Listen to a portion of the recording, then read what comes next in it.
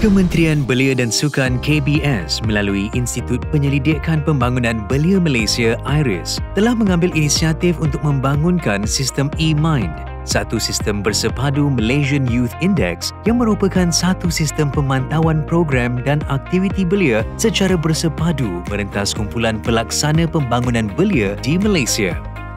Idea ini diperolehi berdasarkan konsep bank yang menyimpan data program dan aktiviti pembangunan belia secara bersepadu.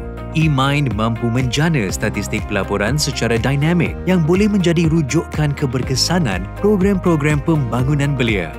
eMind dibangun selari dengan spirit Dasar Belia Malaysia 2015 ke 2035 yang menekankan konsep merentas pelaksana dalam pembangunan belia.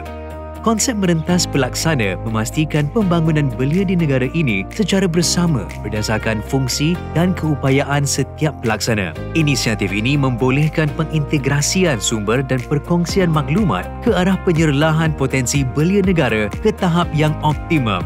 Pengguna utama eMind terdiri daripada 10 kumpulan pelaksana pembangunan belia yang dilantik oleh IRIS. Kumpulan pelaksana tersebut terdiri daripada kementerian dan agensi persekutuan, institusi pendidikan dan penyelidikan, kerajaan negeri, pemimpin politik, institusi keluarga, syarikat berkaitan kerajaan dan swasta, NGO dan individu belia, masyarakat, media dan badan bukan kerajaan.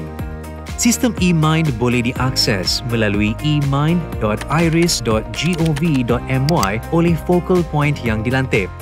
eMind menyediakan fungsi utama merangkumi kemudahan dashboard yang menyediakan statistik laporan secara dinamik, penyediaan maklumat program pembangunan belia secara bersepadu, penilaian keberkesanan program, penjanaan pelaporan program pembangunan belia secara dinamik dan perkongsian maklumat interagensi.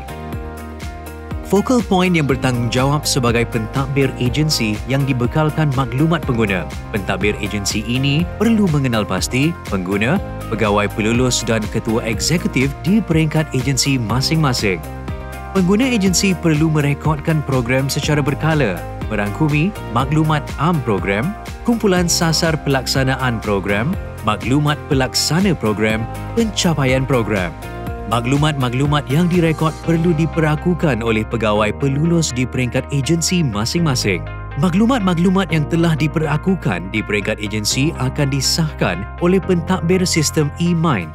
Para belia juga boleh menyertai dan mendapatkan maklumat terkini berhubung inisiatif atau program atau aktiviti belia yang dilaksanakan oleh pelbagai kementerian atau jabatan atau agensi pelaksana dengan cara memuat turun eMind di aplikasi mudah alih di Play Store atau App Store.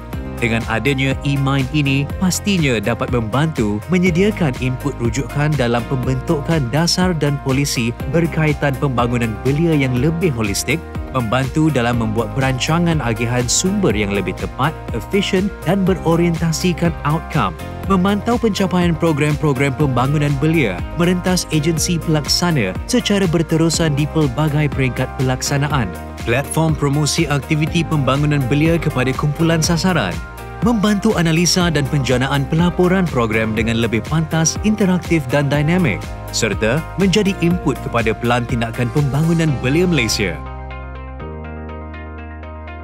Untuk maklumat lanjut, sila layari laman web rasmi IRIS di www.iris.gov.my.